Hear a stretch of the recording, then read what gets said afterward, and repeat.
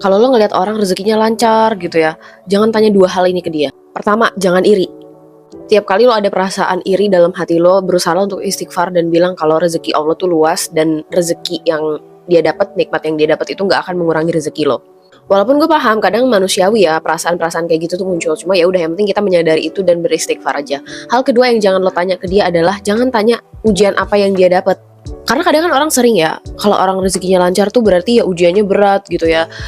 Coba tanya apa yang udah Allah ambil dari dia. Enggak, menurut gue jangan lo tanya itu. Coba tanya amalan apa yang dia lakuin untuk tetap deket sama Allah, untuk bisa punya keyakinan dan keimanan kayak yang dia punya sekarang. Karena nih, dari yang gue lihat ya, orang-orang yang sukses, rezekinya lancar, bisnisnya jaya gitu ya, urusannya mudah, hajatnya tuh gampang banget tercapai itu ya.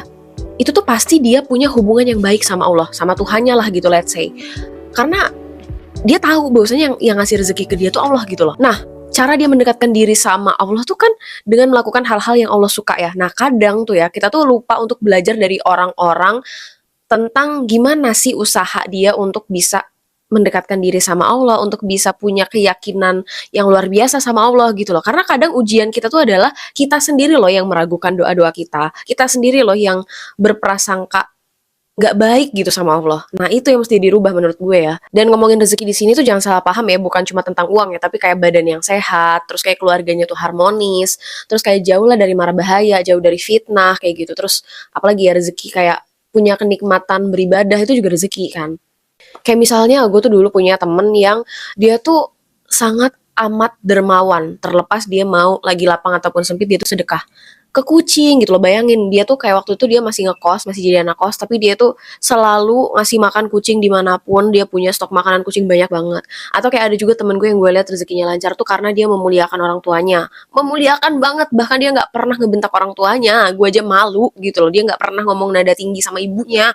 Atau ada juga orang yang setiap malam tuh dia nggak lepas baca Al-Mulk kayak gitu. Atau kayak dia nggak lepas udah 3 tahun ini tuh puasa Senin Kamis atau sedekah subuh. Nah, itu yang gue rangkum dari orang-orang. Gue nggak malu untuk nanyain ke orang-orang kayak amalan apa sih yang lo lakuin gitu. Gue nggak malu.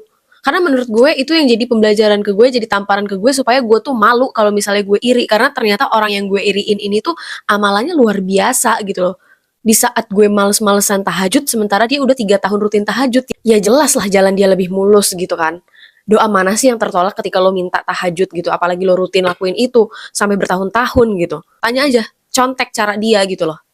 Terus lo introspeksi, apa yang udah gue lakuin selama ini, yang udah istiqomah gue lakuin gitu loh. Ada orang yang dalam seharinya 10.000 berzikir gitu, sementara lo 100 aja belum tentu dapat gitu ya. Ini reminder juga buat gue gitu ya. Jadi gue juga malu gitu loh. Malunya tuh bukan berarti gue jadi berhenti untuk datang ke Allah. Malunya tuh lebih kepada kayak, oh iya ya, ternyata gue selama ini masih kurang gitu loh. Ternyata orang yang gue iriin tuh wajar dia dapetin itu karena usaha jalur langitnya luar biasa. Nah, sejak dari situlah ya gue punya kesadaran gitu ya untuk gue kayaknya mau lebih usaha lagi deh jalur langit. Soalnya gue rasa kalau misalnya gue usaha di dunia aja nih gue sombong banget dah gitu loh. Gak akan mungkin jalan gue lancar kalau misalnya gue cuma mengandalkan usaha gue sendiri aja. Sedangkan ya manusia kan emang kodratnya penuh keterbatasan ya, banyak yang gak kita tahu. Terus cara kita menerima takdir itu juga tergantung level keimanan kita gitu. Nah, gue pengen punya hati yang lapang supaya gak gampang galau, supaya gue bisa punya keyakinan dan keimanan sama Allah gitu loh, supaya ketika apapun nih keadaan yang gue hadapin tuh gue bisa tetap berprasangka baik sama Allah gitu, supaya gue bisa dapat hikmahnya, supaya ya gue dijauhkan lah dari hal-hal yang gak gue pengenin gitu ya. Akhirnya gue menyusun ebook jalur langit gue sendiri yang gue rangkum dari amalan-amalan yang orang-orang gue contek tadi gitu. Gue tanya satu-satu gitu ya, gue kumpulin, oh ini yang mau gue coba untuk amalin, rutinin gitu ya. Akhirnya gue bikinlah ebook jurnal jalur langit ini gitu. Nah, karena teman-teman banyak yang minta gue untuk share gitu ya, jadi kalian tuh sekarang bisa akses ebook ini tuh di link bio gue namanya Jurnal Jalur Langit, atau kalian bisa komen aja nanti gue kirim ke DM. Isinya apa aja? Isinya tuh udah gue perbaharui juga karena dari kalian juga banyak yang minta tambahan gitu ya, kayak minta untuk Asmaul Husna, sholat-sholat sunnah, panduannya kayak gitu. Terus apa lagi ya? Banyak deh pokoknya yang ini ya. Jadi kalau misalnya kalian mau samaan, linknya ada di bio gue namanya Jurnal Jalur Langit.